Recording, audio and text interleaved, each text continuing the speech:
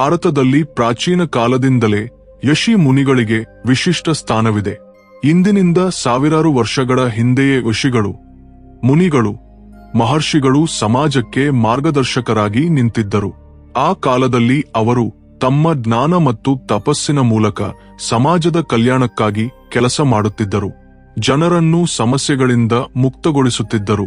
ಇಂದು ನಾವು ನೋಡುವಂತೆ ಅನೇಕ ತೀರ್ಥಕ್ಷೇತ್ರಗಳು, ದೇವಾಲಯಗಳು, ಅರಣ್ಯಗಳು, ಬೆಟ್ಟಗಳಲ್ಲಿ ಚಿತ್ರಾವಳಿ ಸಾಧುಗಳು, ಸನ್ಯಾಸಿಗಳು ಕಾಣುತ್ತಾರೆ. ಆದರೆ ಯಶಿ ಮುನಿಗಳಂತ ಜ್ಞಾನದ ಆಳವಿರುವವರಲ್ಲ. ಕೆಲವರು ಯಶಿ, ಮುನಿ, ಮಹರ್ಷಿ, ಸಾಧು, ಬ್ರಹ್ಮರ್ಷಿ ಇವೆಲ್ಲವನ್ನೂ ಒಂದೇ ರೀತಿಯಾಗಿ ಭಾವಿಸುತ್ತಾರೆ. ಆದರೆ ನಿಜವಾಗಿ ಅವರಲ್ಲಿ ಭಿನ್ನತೆಗಳಿವೆ. ಪ್ರತಿಯೊಬ್ಬರಿಗೂ ತಮ್ಮದೇ ಗುರುತು, ವಿಶೇಷತೆ ಇದೆ. ಆದ್ದರಿಂದ ಇಂದು ನಾವು ನಿಮಗೆ ಯಶಿ, ಮುನಿ, ಮಹರ್ಷಿ, ಸಾಧು, ಸಂತರ ನಡುವಿನ ವ್ಯತ್ಯಾಸವನ್ನು ತಿಳಿಸುತ್ತೇವೆ. ಪ್ರಿಯ ಸ್ನೇಹಿತರೆ, ಮೊದಲು ಋಷಿಗಳ ಬಗ್ಗೆ. ಓಶಿ ಎಂಬ ಪದವು ವೈದಿಕ ಸಂಸ್ಕೃತಿಯ ಭಾಷೆಯಲ್ಲಿದ್ದು, ಪ್ರಾಚೀನ ಕಾಲದಲ್ಲಿ ವೇದಗಳನ್ನು ರಚಿಸಿದವರನ್ನು ಋಷಿಗಳೆಂದು ಕರೆಯುತ್ತಿದ್ದರು. ಓಶಿಗಳು ತಮ್ಮ ಯೋಗದ ಮೂಲಕ ಪರಮಾತ್ಮನನ್ನು ಸಾಕ್ಷಾತ್ಕರಿಸುತ್ತಿದ್ದರು ಮತ್ತು ತಮ್ಮ ಶಿಷ್ಯರಿಗೆ ಆತ್ಮಜ್ಞಾನವನ್ನು ಪ್ರಾಪ್ತಿಗೊಳಿಸಿಕೊಡುತ್ತಿದ್ದರು. ವೈದಿಕ ಕಾಲದಲ್ಲಿ ಋಷಿಗಳು ಗೃಹಸ್ಥರಾಗಿ ಆಶ್ರಮಗಳಿಂದ ಬಂದವರಾಗಿದ್ದರು. ಓಶಿಗಳಿಗೆ ಲೋಭ, ಕ್ರೋಧ, ಮೋಹ, ಅಹಂಕಾರ, ಈರ್ಷೆ ಇಂತಹ ದೋಷಗಳಿಗೆ ಯಾವುದೇ ಬಂಧನಗಳಿರಲಿಲ್ಲ. ನಿಯಮಗಳು ಕೂಡ ಯಾವುದೂ ಇರಲಿಲ್ಲ. ಪ್ರಾಚೀನ ಕಾಲದ ಋಷಿಗಳು ಭೌತಿಕ ವಸ್ತುಗಳನ್ನು ಮಾತ್ರ ನೋಡದೆ ಅವುಗಳ ಹಿಂದಿನ ಶಕ್ತಿಯನ್ನು ಗ್ರಹಿಸುತ್ತಿದ್ದರು. ನಮ್ಮ ಪುರಾಣಗಳಲ್ಲಿ ಸಪ್ತಋಷಿಗಳ ಬಗ್ಗೆ ಹೇಳಲಾಗಿದೆ. ಅವರು ಅತ್ರಿ, ಭರದ್ವಾಜ, ಗೌತಮ, ಜಮದಗ್ನಿ, ಕಶ್ಯಪ, ವಶಿಷ್ಠ ಮತ್ತು ವಿಶ್ವಾಮಿತ್ರರು. ಸ್ನೇಹಿತರೆ, ಒಂದು ಋಷಿಯ ಬಗ್ಗೆ ತಿಳಿಯೋಣ. ಅದು ಭರದ್ವಾಜ ಋಷಿ. ಪುರಾಣಗಳ ಪ್ರಕಾರ ಭರದ್ವಾಜರು ಸುಶೀಲನನ್ನು ವಿವಾಹ ಮಾಡಿಕೊಂಡರು. ಅವರಿಗೆ ಗಾರ್ಗ ಮಗ ಮತ್ತು ದೇವರ್ಷಿನಿ ಮಗಳು ಇದ್ದರು. ಮಹಾಭಾರತದಲ್ಲಿ ಭರದ್ವಾಜರು ತಮ್ಮ ವೀರ್ಯವನ್ನು ಒಂದು ಕುಂಡದಲ್ಲಿ ಸಂಗ್ರಹಿಸಿದಾಗ ದ್ರೋಣರು ಜನಿಸಿದರು. ಆದ್ದರಿಂದ ಭರದ್ವಾಜರು ಮಹಾಭಾರತದ 2 ಮುಖ್ಯ ಪಾತ್ರಗಳೊಂದಿಗೆ ನೇರ ಸಂಬಂಧ ಹೊಂದಿದ್ದರು: ದ್ರೋಣಾಚಾರ್ಯ ಮತ್ತು ದ್ರೋಣರ ಮಗ ಅಶ್ವತ್ಥಾಮ. ಮಹಾಭಾರತದ ಪ್ರಕಾರ ಭರದ್ವಾಜರು ದ್ರೋಣರಿಗೆ ಆಯುಧಗಳ ಬಳಕೆಯಲ್ಲಿ ತರಬೇತಿ ನೀಡಿದರು. ಭರದ್ವಾಜರಿಗೆ 2 ಶಿಷ್ಯರು ಇದ್ದರು: ಅಗ್ನಿವೇಶ ಮತ್ತು ದೃಪದ. ಅಗ್ನಿವೇಶ ದ್ರೋಣರಿಗೆ ಆಗ್ನೇಯ ಅಸ್ತ್ರವನ್ನು ಕಲಿಸಿದರೆ, ದೃಪದ ಪಾಂಚಾಲ ರಾಜ್ಯದ ರಾಜನಾದ. 2 ಮುನಿಗಳು. ಮುನಿ ಎಂಬ ಪದದ ಅರ್ಥ ಮೌನ, ಅಂದರೆ ಶಾಂತಿ. ಮುನಿಗಳು ಬಹಳ ಕಡಿಮೆ ಮಾತಾಡುತ್ತಿದ್ದರು. ಅವರು ಮೌನವ್ರತ ತೆಗೆದುಕೊಳ್ಳುತ್ತಿದ್ದರು. ವೇದಗಳು, ಗ್ರಂಥಗಳ ಜ್ಞಾನವನ್ನು ಪಡೆಯುತ್ತಿದ್ದರು. ಮೌನ ಸಾಧನೆಯೊಂದಿಗೆ ಒಂದು ಬಾರಿ ಭೋಜನ ಮಾಡಿ 29 ಗುಣಗಳನ್ನು ಹೊಂದಿರುವವರನ್ನು ಮುನಿಗಳೆಂದು ಪರಿಗಣಿಸುತ್ತಿದ್ದರು.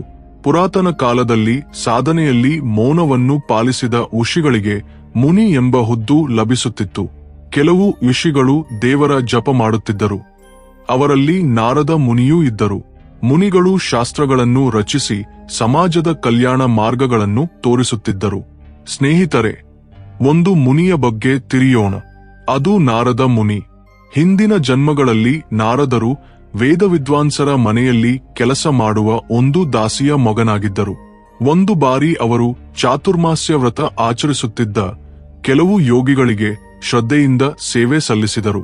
ಅವರು ಸಂತೋಷಗೊಂಡು ಆ ಬಾಲಕನಿಗೆ ವಿಷ್ಣು ತತ್ವವನ್ನು ಉಪದೇಶಿಸಿದರು. ಅವರ ಕೃಪೆಯಿಂದ ಆ ಬಾಲಕ ವಾಸುದೇವನ ಅಮೃತ ಮಾಯಾಭಾವವನ್ನು ತಿಳಿದುಕೊಂಡ. ಅವನ ತಾಯಿ ಒಂದು ದಿನ ಸಾಂಪ್ರದಾಯಿಕ ಕಚ್ಚದಿಂದ ಮರಣ ಹೊಂದಿದ. ಆಗ ನಾರದರು ಎಲ್ಲ ಬಂಧನಗಳಿಂದ ಮುಕ್ತರಾಗಿ ಅರಣ್ಯಕ್ಕೆ ಹೋಗಿ ಭಗವತ್ ಸ್ವರೂಪವನ್ನು ಧ್ಯಾನಿಸತೊಡಗಿದ. ಏಕಾಗ್ರ ಧ್ಯಾನದ ಸಮಯದಲ್ಲಿ ಅವನ ಮನಸ್ಸಿನಲ್ಲಿ ಭಗವತ್ ಸ್ವರೂಪ ಕಾಣಿಸಿತು. ಆದರೆ ತಕ್ಷಣವೇ ಅದು ಅಂತರ್ಧಾನಗೊಂಡಿತು.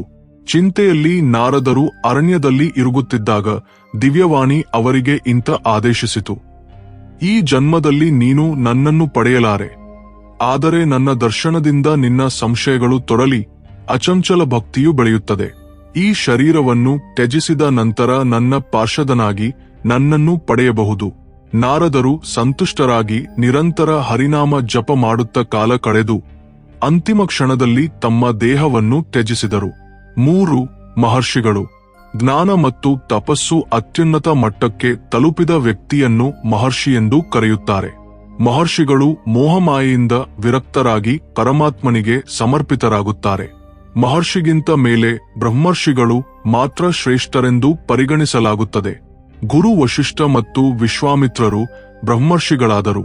ಪುರಾತನ ಗ್ರಂಥಗಳ ಪ್ರಕಾರ ಪ್ರತಿ ಮನುಷ್ಯನಲ್ಲೂ 3 ರೀತಿಯ ನೇತ್ರಗಳಿವೆ: ಜ್ಞಾನ ನೇತ್ರ, ದಿವ್ಯ ನೇತ್ರ ಮತ್ತು ಪರನೇತ್ರ. ಜ್ಞಾನ ನೇತ್ರಗಳು ಜಾಗೃತಗೊಂಡರೆ ಆ ವ್ಯಕ್ತಿಯನ್ನು ಋಷಿಯೆಂದು, ದಿವ್ಯ ನೇತ್ರಗಳು ಜಾಗೃತಗೊಂಡರೆ ಮಹರ್ಷಿಯೆಂದು, ಪರನೇತ್ರಗಳು ಜಾಗೃತಗೊಂಡರೆ ಬ್ರಹ್ಮರ್ಷಿಯೆಂದು ಕರೆಯುತ್ತಾರೆ. ಕಡೆಯ ಮಹರ್ಷಿ ದಯಾನಂದ ಸರಸ್ವತಿಯವರು ಮೂಲ ಮಂತ್ರಗಳನ್ನು ಅರ್ಥಮಾಡಿಕೊಂಡು ವಿವರಿಸಿದರು. ಅವರ ನಂತರ ಇಲ್ಲಿವರೆಗೆ ಯಾರೂ ಮಹರ್ಷಿಯಾಗಲಿಲ್ಲ. ಸ್ನೇಹಿತರೆ, ಇಲ್ಲಿ ಒಂದು ಮಹರ್ಷಿಯ ಬಗ್ಗೆ ತಿಳಿಯೋಣ. ಅದು ಅಗಸ್ತ್ಯ ಮಹರ್ಷಿ. ಭಾರತಾವನಿಯಲ್ಲಿ ಅನುಪಮ ಮಹತ್ಕಾರ್ಯಗಳನ್ನು ಮಾಡಿದ ಮಹಾತ್ಮ ಅಗಸ್ತ್ಯ ಮಹರ್ಷಿ. ಅವರ ಜನನವು ಬಹಳ ವಿಚಿತ್ರ. ಅಗ್ನಿದೇವ ಮತ್ತು ವಾಯುದೇವರ ಅಂಶಗಳಿಂದ ತುಂಬಿದ ನೀರಿನ ಒಂದು ಪಾತ್ರೆಯಿಂದ ಜನಿಸಿದರು. ಆದ್ದರಿಂದ ಅಗಸ್ತ್ಯ ಮಹರ್ಷಿಗೆ ಕಲಶಜ, ಕುಂಭಸಂಭವ, ಓರ್ಷೇಯ, ಮಿತ್ರಾವನ ಪುತ್ರ, ವರ್ಣಿಮಾರತ ಸಂಭವ ಇಂತಹ ಅನೇಕ ಹೆಸರುಗಳಿವೆ. ಅಗಸ್ತ್ಯ ಮಹರ್ಷಿಯ ಬಾಲ್ಯದಲ್ಲಿ ಉಪನಯನ, ಪ್ರಣವ, ಪಂಚಾಕ್ಷರಿ ಮಂತ್ರೋಪದೇಶ ಇವೆಲ್ಲವನ್ನೂ ದೇವತೆಗಳೇ ಮಾಡಿದವು. ಅವರು ಬ್ರಹ್ಮಚರ್ಯವನ್ನು ಅನುಸರಿಸಿ ತಪಸ್ಸು ಮಾಡುತ್ತಿದ್ದರು. ಒಂದು ಬಾರಿ ಅರಣ್ಯದಲ್ಲಿ ತಿರುಗುತ್ತಾ ತಲೆಯ ಕೂದಲುಗಳು ತುದಿಗಳಂತೆ ತೂಗುತ್ತಿರುವ ಮುನಿಗಳನ್ನು ನೋಡಿ, ನೀವು ಯಾಕೆ ಇಂತ ಇದ್ದೀರಿ ಎಂದು ಕೇಳಿದರು. ಆ ಮುನಿಗಳು ಹೇಳಿದರು, ನಮ್ಮನ್ನು ಪಿತೃ ದೇವತೆಗಳು ಎಂದು ಕರೆಯುತ್ತಾರೆ. ನಮ್ಗೆ ಪುಣ್ಯಲೋಕ ಬೇಕಿದ್ದರೆ ನೀನು ವಿವಾಹ ಮಾಡಿಕೊಳ್ಳಬೇಕು, ಇಲ್ಲದಿದ್ದರೆ ನಮ್ಮ ಗತಿ ಇದೆ. ಅಗಸ್ತ್ಯರು ಅದನ್ನು ಕೇಳಿ, ಮಂಚಿ ವಧು ಬೇಕೆ ಎಂದು ತಮ್ಮ ತಪೋಬಲದಿಂದ ಪುತ್ರಕಾಮನೆಂದು ಹೆಸರಿನ ವಿದರ್ಭ ರಾಜನಿಗೆ ಒಂದು ಸುಂದರ ಮಗಳು ಜನಿಸಲಿ ಎಂದು ವರ ನೀಡಿದರು. ಆ ಹುಡುಗಿ ಹೆಸರು ಲೋಪಾಮುದ್ರ. ಅಗಸ್ತ್ಯರು ಅವಳನ್ನು ವಿವಾಹ ಮಾಡಿಕೊಂಡು ತಮ್ಮ ಆಶ್ರಮಕ್ಕೆ ತೆಗೆದುಕೊಂಡು ಬಂದರು. 4 ಸಾಧುಗಳು. ಸಾಧುಗಳು ಎಂದರೆ ಸಾಧನೆ ಮಾಡುವ ವ್ಯಕ್ತಿಗಳು. ಸಾಧು ಆಗಲು ಪಂಡಿತನಾಗಿರಬೇಕಾದ ಅಗತ್ಯವಿಲ್ಲ, ಏಕೆಂದರೆ ಸಾಧನೆಯನ್ನು ಯಾರೂ ಮಾಡಬಹುದು.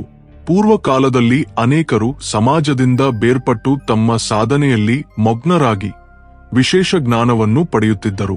ಕೆಲವೊಮ್ಮೆ ಒಳ್ಳೆಯವರನ್ನು ಕೆಟ್ಟವರಿಂದ ಪ್ರತ್ಯೇಕಿಸಲು ಸಾಧು ಎಂಬ ಪದವನ್ನು ಬಳಸುತ್ತಾರೆ, ಏಕೆಂದರೆ ಸಾಧನೆಯಿಂದ ವ್ಯಕ್ತಿ ಸರಳವಾಗಿ ಸಕಾರಾತ್ಮಕ ಚಿಂತನೆಯೊಂದಿಗೆ ಬದಲಾಗುತ್ತಾನೆ.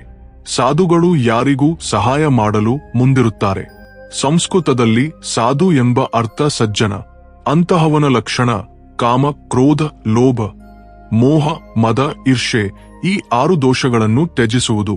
ಇಂತಹ ದೋಷಗಳನ್ನು ಬಿಟ್ಟವನಿಗೆ ಸಾಧು ಎಂಬ ಪದವನ್ನು ನೀಡುತ್ತಾರೆ.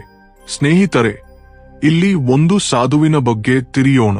ಅದು ರಾಮಕೃಷ್ಣ ಪರಮಹಂಸ. ರಾಮಕೃಷ್ಣರು ದಕ್ಷಿಣೇಶ್ವರ ಕಾಳಿಮಂದಿರದಲ್ಲಿ ಪೂಜೆ ಸೇವೆ ಮಾಡುತ್ತಿದ್ದರು. ಗುಡಿಯಲ್ಲಿರುವುದು ನಿಜವಾಗಿ ಕಲ್ಲಿನ ವಿಗ್ರಹವೆಯೇ ಅಥವಾ ಸಜೀವ ಮೂರ್ತಿಯೇ ಎಂದು ತಿಳಿಯಲು ಪ್ರಯತ್ನಿಸಿದರು.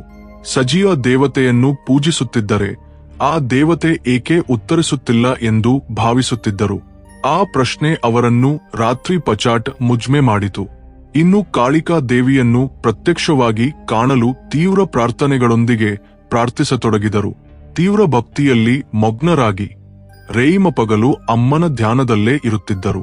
ರಾತ್ರಿಗಳನ್ನು ಅರಣ್ಯದಲ್ಲಿ ಕುಳಿತು ಪ್ರಾರ್ಥಿಸುತ್ತಿದ್ದರು. ಒಂದು ದಿನ ಅಮ್ಮನ ದರ್ಶನ ಪಡೆದರು. ಆ ಪ್ರಮುಖದಿಂದ ನಿರಂತರ ಅಮ್ಮನ ದರ್ಶನ ಭಾಗ್ಯ ಲಭಿಸಿತು. ನಿಜವಾದ ಮನುಷ್ಯ ಸೇವೆಯಂತೆಯೇ ಅಮ್ಮನ ವಿಗ್ರಹವನ್ನು ಪೂಜಿಸುತ್ತಿದ್ದರು. ಇನ್ನೂ ತೃಪ್ತರಾಗದೆ ಇತರ ಮತಗಳಲ್ಲಿ ಪರಮ ಸತ್ಯವನ್ನು ತಿಳಿಯಲು ಪ್ರಾರ್ಥಿಸುತ್ತಿದ್ದರು. ಕೆಲವು ಗುರುಗಳು ಅವರ ಬಳಿ ಬಂದು ಎಲ್ಲ ಮತಗಳಲ್ಲೂ ಪರಮ ಸತ್ಯವನ್ನು ಸಾಕ್ಷಾತ್ಕರಿಸಿದ್ದಾರೆ ಎಂದು ಗ್ರಹಿಸಿದರು. ಈ ಮಾತು ಎಲ್ಲ ಊರಗಳಲ್ಲಿ ವ್ಯಾಪ್ತಿಯಾಯಿತು. ಎಲ್ಲ ಮತಗಳ ಪ್ರಗಲ್ಭರು ರಾಮಕೃಷ್ಣರ ದರ್ಶನಕ್ಕೆ ಬರುತ್ತಿದ್ದರು. 5 ಸಂತರು. ಸಂಸ್ಕೃತ ಪದ ಸಂತ ಎಂದರೆ ಶಾಂತಿ ಮತ್ತು ಸಂತುಲನ.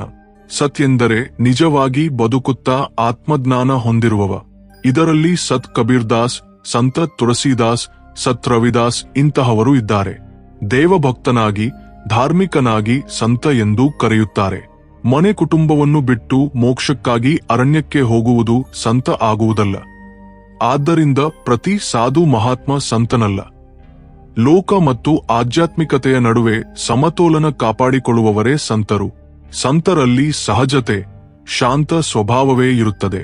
ಸ್ನೇಹಿತರೆ, ಇಲ್ಲಿ ಒಂದು ಸಂತನ ಬಗ್ಗೆ ತಿಳಿಯೋಣ. ಅದು ಸಂತ ಕಬೀರ್ದಾಸ್. ಭಕ್ತಿ ಸಾಮ್ರಾಜ್ಯದಲ್ಲಿ ಮುಕ್ತಾಠಳಗಳಂತೆ ಇಸಿದವರಲ್ಲಿ ಪ್ರಮುಖನು ಕಬೀರ್ದಾಸ್. ಅವರ ತಾಯಿ ತಂದೆ ಯಾರು ಎಂದು ಗೊತ್ತಿಲ್ಲ.